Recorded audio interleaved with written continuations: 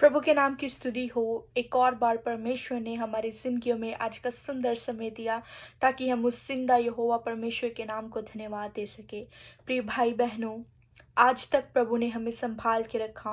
बहुत सी कठिनाइयाँ आई, बहुत सी परेशानियाँ आई हमारी ज़िंदगियों में, परंतु परमेश्वर ने अपने वायदे के अनुसार हर एक परेशानी से, हर एक परिस्थिति से हमें बचा कर रखा और परमेश्वर ने आज हमें एक ज़िंदा गवाह करके खड़ा किया। इसके लिए मैं परमेश्वर का धन्यवाद करती हूँ। आज हम 7वें दिन हमारी फेयर नॉट सीरीज़ को कंटिन्यू करेंगे और हम देखेंगे कि हमारा परमेश्वर किस रीति से हमें आज बोल रहा है, किस विषय के बारे में हमें बोल रहा कि हमें डरने की ज़रूरत नहीं है। प्रिय भाई बहनों, हम पढ़ेंगे उत्पत्ति 15वां अध्याय उसका पहला वाक्य। इन बातों के पश्चात यहोवा का यह वचन दर्शन में अब्राहम के पास पहुंचा।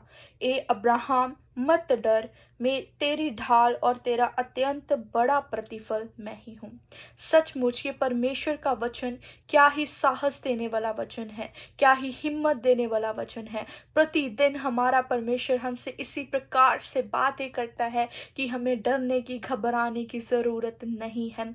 इधर वचन में हमने क्या पढ़ा है कि परमेश्वर का वचन हमारा खुदावन खुदा अब्राहम से, अपने दास से इस प्रकार बोल रहा है कि तुम्हें डरने की ज़रूरत नहीं है। वो बोल रहा है कि मैं ही तुम्हारी ढाल हूँ और मैं ही तुम्हारा अत्यंत बड़ा प्रतिफल हूँ। प्रिय भाई बहनों, ये उस समय की बात है जब अब्राहम के पास सारा के साथ कोई भी संतान नहीं थी और ये परमेश्वर ने इस वचन में इस प्रकार वायदा किया था, परमेश्वर ने वाचा बांधी थी कि तुम्हें मैं एक संतान देने जा रहा हूँ। और जो अब्राहम था वो बहुत ही, मतलब उसे विश्वास था कि मेरा परमेश्वर मेरे लिए करने वाला परमेश्वर है। और यदि हम 17 अध्याय उसके 15वें वाक्य में जाते हैं तो उसमें इस प्रकार लिखा हुआ है, फिर परमेश्वर ने अब्राहम से कहा, तेरी जो पत्नी सारे है उसको तू अब सारा ना कहना, उसका नाम सारा होगा। उसका नाम पहले सारे था, परंतु परमेश्वर ने बोला कि उसका नाम अब क्या होगा, सारा होगा। मैं उसको आशीष दूंगा और तुझको उसके द्वारा एक पुत्र दूंगा और मैं उसको आशीष दूंगा कि वह जाति जाति की मूल माता हो जाएगी और उसके वंश में राज्य राज्य के राजा उत्पन्न होंगे। जब परमेश्वर का वचन इस प्रकार उसको आया तो परमेश्वर ने एक उसके साथ वाचा बांधी।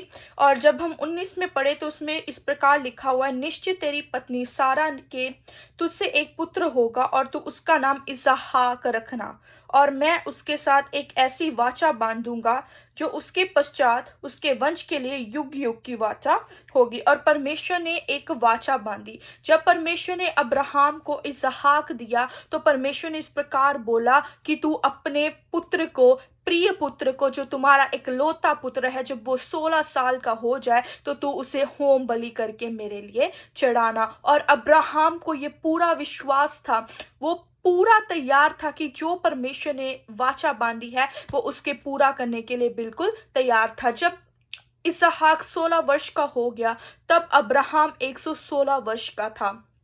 और जब हम परमेश्वर के वचनों में देखते हैं तो उसमें इस प्रकार लिखा हुआ है, वह मोरिया पहाड़ के ऊपर जब जाने लगे, वो सब कुछ लेकर, अपने नौकर चाकरों को लेकर, उसके सेवकों को लेकर, गधों को लेकर वो कहाँ गया, मोरिया पहाड़ के ऊपर जब जाने लगा। जब पहाड़ की जब पूरी निचाई थी तो उसमें उन्होंने अपने सेवकों को बोला, मैं और मेरा पुत्र जो है वो आते हैं और यहोवा की आराधना करके हम वापस आएंगे। जा तो वो किस कार्य के लिए रहा था कि वो अपने पुत्र की होम बलि करके परमेश्वर को चढ़ा के आए, परंतु उसका विश्वास देखो। उसने अपने सेवकों को इस रीति से नहीं बोला, इस प्रकार नहीं बोला कि मैं अपने पुत्र की कुर्बानी देके अकेला आऊंगा, परंतु उसने क्या बोला, मैं और मेरा पुत्र जाते हैं, तुम लोग इधर ही रुको। तो क्या हम करते हैं, परमेश्वर की आराधना करके हम वापस आएंगे। प्रिय भाई बहनों, मैं एक सबको बोलना चाहती हूँ, अब्राहम का जैसा विश्वास जो है बहुत ही कम लोगों में, हम लोगों में पाया जाता है। क्योंकि परमेश्वर का वचन क्या बोलता है, विश्वासी के कारण जो था अब्राहम ने परमेश्वर के परमेश्वर को क्या दी? कुर्बानी चढ़ाई। और परमेश्वर ने उसी विश्वास से प्रसन्न होकर, जब परमेश्वर के योग्य उसने बलिदान चढ़ाया, परमेश्वर ने उसी विश्वास से प्रसन्न होकर उसके बेटे की जगह एक मेमने को उत्पन्न किया। उसने, परमेश्वर ने क्यों उधर अद्भुत रीति से अद्भुत कार्य किया? क्योंकि वो परमेश्वर जानता था कि इसने मेरी आज्ञा का पालन किया है। वो बिल्कुल भी डरा नहीं, वो बिल्कुल भी घबराया नहीं, क्योंकि वो जानता था उसका परमेश्वर कौन है। और जब वो गया और जब उसने सारी वेदी को तैयार किया, सब कुछ को तैयार किया, और वो जब उसने अपना हथियार निकाला और जब उसने अपने पुत्र को लेटा दिया, परमेश्वर की आवाज उसके कानों में पड़ी और परमेश्वर ने इस प्रकार बोला, हे अब्राहम, यहाँ ही रुक जा। और बुश में क्या था? एक मेमना रखा हुआ था। वो परमेश्वर का वचन कितना ही भावुक है कि परमेश्वर हमें बहुत तेरी रीति से, हमेशा हमारे सही टाइम पर हमारा परमेश्वर हमारे लिए इंतजाम करने वाला है। प्रिय भाई बहनों, आज हमारी भी अवस्था कैसी भी होगी, चाहे हमने भी परमेश्वर के साथ कितनी भी वाचाएं बांधी होगी, परंतु हम कई बार परमेश्वर के साथ वाचा बांधकर तोड़ देते हैं। परंतु मैं आप सबको बोलना चाहती हूँ, प्रिय भाई बहनों, कितनी भी बड़ी बलिदानी देनी पड़े, कितनी भी बड़ी कुर्बानी देनी पड़े, परंतु विश्वास रखना कि तुम्हारा परमेश्वर आपसे ऐसी कोई चीज भी नहीं ले सकता जिससे परमेश्वर को लगे कि आपको दुख हो सकता है। इसलिए मैं आप सबको बोलना चाहती हूँ, जिस प्रकार अब्राहम निडर होकर अपने सेवकों को इस प्रकार बोलता था, मैं और मेरा पुत्र जा रहे हैं और परमेश्वर की आराधना करने जा रहे हैं और हम दोनों तुम्हें यहाँ ही मिलेंगे। इसी प्रकार आज हमारा विश्वास होना चाहिए और हमें डरने की जरूरत नहीं है। जिस प्रकार परमेश्वर ने अब्राहम से बोला था, तू मत डर, मैं तेरी ढाल हूं और मैं ही तेरा अत्यंत बड़ा प्रतिफल हूं। यही प्रतिफल परमेश्वर ने उसे दिया। पहले प्रतिफल परमेश्वर ने उसे इसहाक को दिया, जो पुत्र उसको नहीं था। परमेश्वर ने सारा से एक पुत्र को दिया और उसका नाम परमेश्वर ने इसहाक रखवाया। और जब हम देख के हैं परमेश्वर की वाचा के अनुसार अब्राहम पूरा निडर होकर, क्योंकि परमेश्वर को भी पता था ये मेरी संतान है, ये मेरा चुना हुआ वंश है और मैं इससे बहुत तेरे राजाओं को क्या करूंगा? उत्पन्न करूंगा, इसमें से बहुत तेरे राज्य को भी उत्पन्न करूंगा।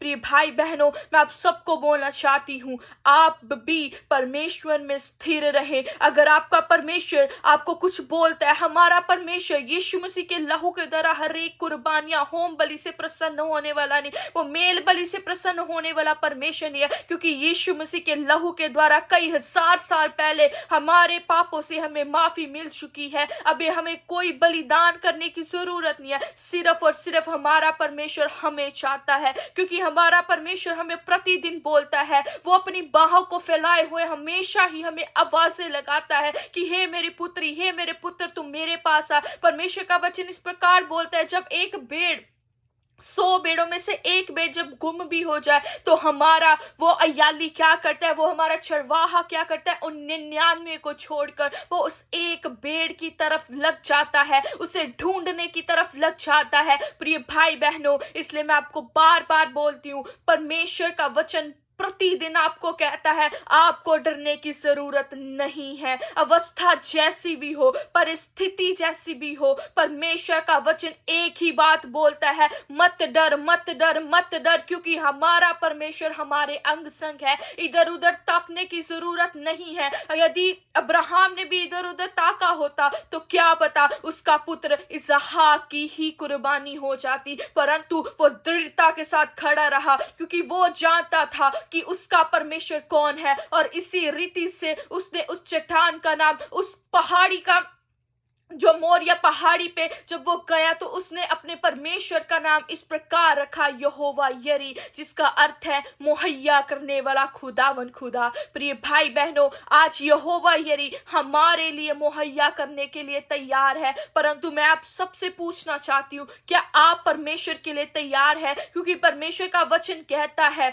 यदि हम परमेश्वर के चुने हुए वंशक हैं, तो हमें भी परमेश्वर को उतना ही समय देना चाहिए। मैं एक एग्जांपल आपको बताना चाहती हूँ। यदि हम कॉल पे बात कर रहे हो, यदि अकेला एक ही पर्सन बोली जाएगा और दूसरा बोलेगा ही नहीं, आंसर ही नहीं देगा, तो हम लोगों को कितना बुरा लगेगा और हमें इस प्रकार लगेगा कि कोई इंसान हमें इग्नोर कर रहा है। प्रिय भाई बहनों, उसी प्रकार अगर आपका परमेश्वर ने आपको चुना है, उसने आपको अपना वंश ठहराया है, उसने आपको अपना लेपालिकपन की संतान होने का अधिकार दिया है, वो तुम्हारा अब्बा पिता है, वो आपको पुकार रहा है प्रिय भाई बहनों, और वो आपको बार बार बोल रहा है तुझे अकेला लड़ने की जरूरत नहीं है, तेरी हर एक परेशानी में मैं तेरे साथ हूँ, तू इधर जाएगा तब भी मैं तेरे साथ हूँ, तू अधोलोक में जाएगा मैं तब भी तेरे साथ हूँ। प्रिय भाई बहनों, दृढ़ता के साथ परमेश्वर में विश्वास के साथ बने रहो और मत दौड़ो। वो ही परमेश्वर तुम्हारी ढाल है, वो ही तुम्हारा अत्यंत बड़ा प्रतिफल है। प्रिय भाई बहनों,